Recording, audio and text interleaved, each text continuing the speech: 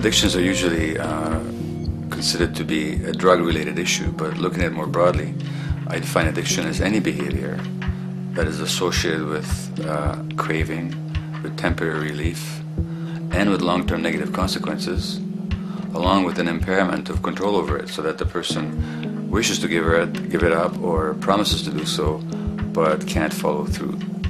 And when you understand that, then you can see that there are many more addictions than simply those related to drugs. So there's workaholism, there's the addiction to shopping, to the internet, to video games. There's the addiction to power. People have power, but they want more and more and more. Nothing is ever enough for them. Acquisition, corporations that must own more and more. The addiction to oil, or at least to the wealth and to the products made accessible to us by oil. Look at the negative consequences on the environment. We're destroying the very earth that we inhabit for the sake of that addiction. Now, these addictions are far more devastating in their social consequences than the cocaine or heroin habits of my downtown East Side patients. Yet they're rewarded and considered to be respectable. The tobacco company executive that shows a higher profit will get a much bigger reward. He doesn't face any negative consequences legally or otherwise. In fact, he's a respected member of the board of several other corporations.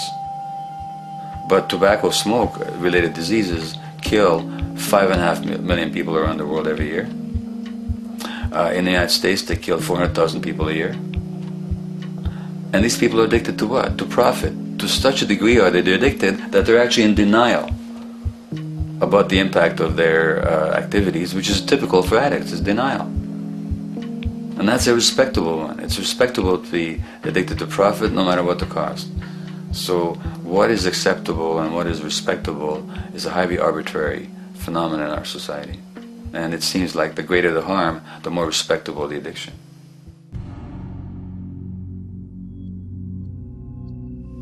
There's a general myth that drugs in themselves are addictive. In fact, the war on drugs is predicated on the idea that if you interdict the sources of drugs, you can deal with addiction that way. Now, if we understand addiction in a broader sense, we see that nothing in itself is addictive. No substance, no drug is by itself addictive, and no behavior is by itself addictive. Many people can go shopping without becoming shopaholics. Not everybody becomes a food addict. Not everyone who drinks a glass of wine becomes an alcoholic. So the real issue is what makes people susceptible, because it's the combination of a susceptible individual and the potentially addictive substance or behavior that actually then makes for full flowering of addiction. In short, it's not the drug that's addictive, it's the question of the susceptibility of the individual to being addicted to a particular substance or behavior. If we wish to understand what then makes some people susceptible, we actually have to look at their life experience. The old idea, although it's old, but it's still broadly held, that addictions are due to some genetic cause is simply scientifically untenable. What the case is actually is that certain life experiences make people susceptible. Life experiences that not only shape the person's personality and psychological needs, but also their very brains in certain ways. And that process begins in utero.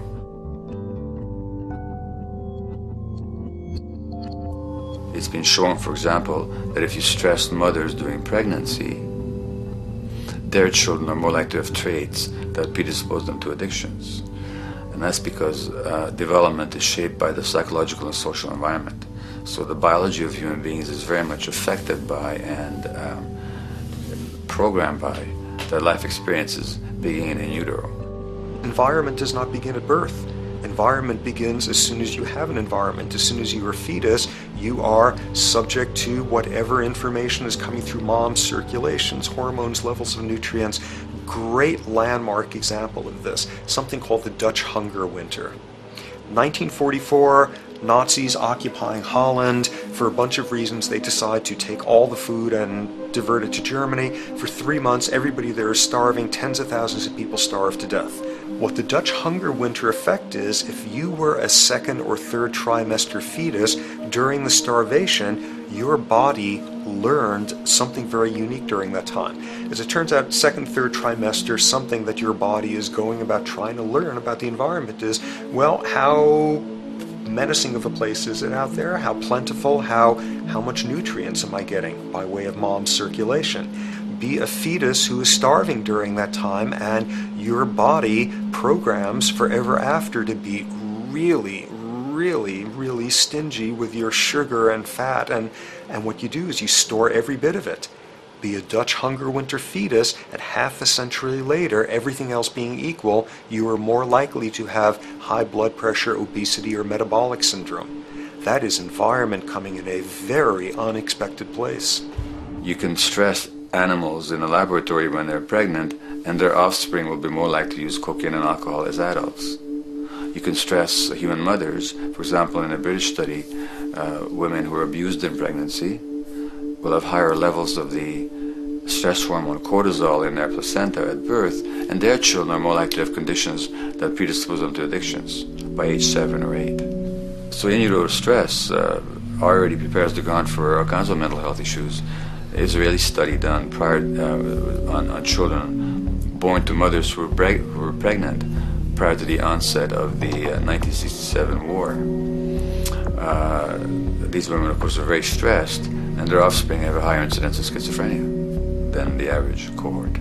So there's plenty of evidence now that prenatal effects have a huge impact on the developing human being.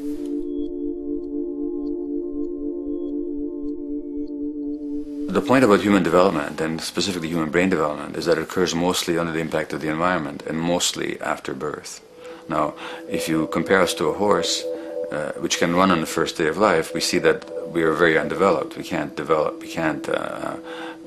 muster that much neurological coordination, balance, muscle strength, visual acuity until a year and a half, 2 years. And that's because the brain development that in the horse happens in the safety of the womb, in a human being has to happen after birth. And that has to do with simple evolutionary logic. As the head gets larger, which is what makes us into human beings, the burgeoning of the forebrain is what creates the human species, actually. At the same time, we walk on 2 legs, so our pelvis narrows to accommodate that. So now we have a narrower pelvis, a larger head. Bingo, we have to be born prematurely. And that means that the brain development that in other animals occurs in utero, in us, occurs after birth. And much of that under the impact of the environment. And the concept of neural Darwinism simply means that the circuits that get the appropriate input from the environment will develop optimally, and the ones that don't will either not develop optimally or perhaps not at all. If you take a child with perfectly good eyes at birth and you put him in a dark room for 5 years, he'll be blind thereafter for the rest of his life, because the circuits of vision require light waves for their development. And without that, even the rudimentary circuits present and active at birth will atrophy and die, and new ones will not develop. There's a significant way in which early experiences shape adult behavior, and even and especially early experiences for which there's no recall memory. It turns out that there are 2 kinds of memory. There is explicit memory, which is recall. This is when you can call back facts, details, episodes, circumstances. But the structure in the brain, which is called the hippocampus, which encodes recall memory, it doesn't even begin to develop fully until a year and a half, and it's not fully developed till much later, which is why hardly anybody has any recall memory prior to 18 months. But there's another kind of memory, which is called implicit memory, which is in fact an emotional memory, where the emotional impact and the interpretation that the child makes of those emotional experiences is ingrained in the brain in the form of nerve circuits ready to fire without specific recall. So to give you a clear example, people who are adopted have a lifelong sense of rejection very often. They can't recall the adoption, they can't recall the separation from birth mother, because there's nothing there to recall with. But the emotional memory of separation and rejection is deeply embedded in their brains. Hence, they're much more likely to experience a sense of rejection and a great emotional upset when they perceive themselves as being rejected than other people. That's not unique to people who are adopted, but it's particularly strong in them because of this function of implicit memory. People who are addicted, given that they, according to all the research literature, certainly in my experience, the hardcore addicts virtually were all significantly abused as children or suffered severe emotional loss, their emotional or implicit memories are those of a world that's not safe and not helpful, caregivers who are not to be trusted, and relationships that are not safe enough to open up to vulnerably. And hence their responses tend to be to keep themselves separate from really intimate relationships, not to trust caregivers, doctors and other people who are trying to help them, and generally see the world as an unsafe place. And that's strictly a function of implicit memory, which sometimes has to do with incidents they don't even recall.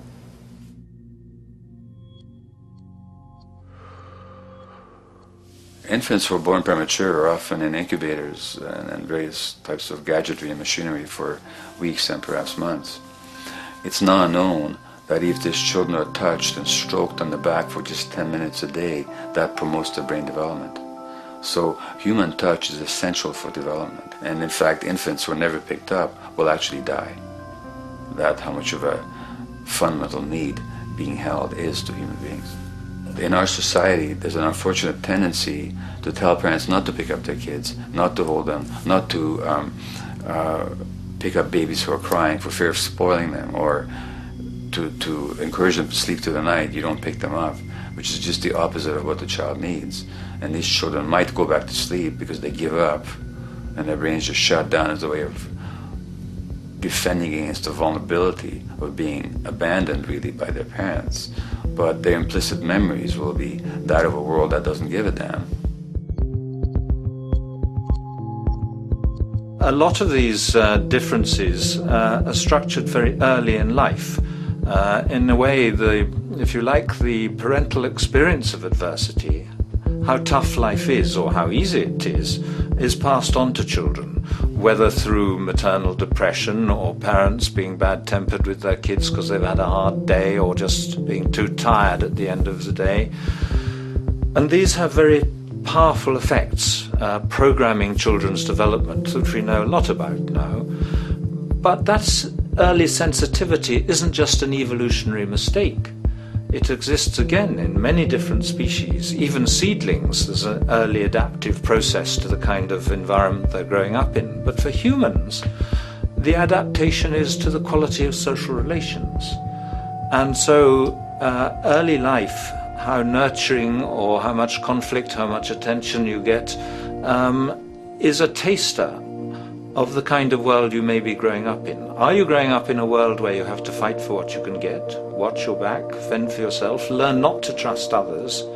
Or are you growing up in a society where you depend on reciprocity, mutuality, cooperation, where empathy is important, where your security depends on good relations with other people? And that needs a very different emotional and cognitive development. And that's what the early sensitivity is about. And parenting is almost, quite unconsciously, a system for passing on that experience to children of the kind of world they're in. The great British child psychiatrist D.W. Winnicott said that fundamentally two things can go wrong in childhood. One is when things happen that shouldn't happen, and then things that should happen but don't. And the first category is the traumatic and abusive and abandonment experiences of my downtown East Side patients and of many addicts. That's what shouldn't happen but did. But then there is the non-stressed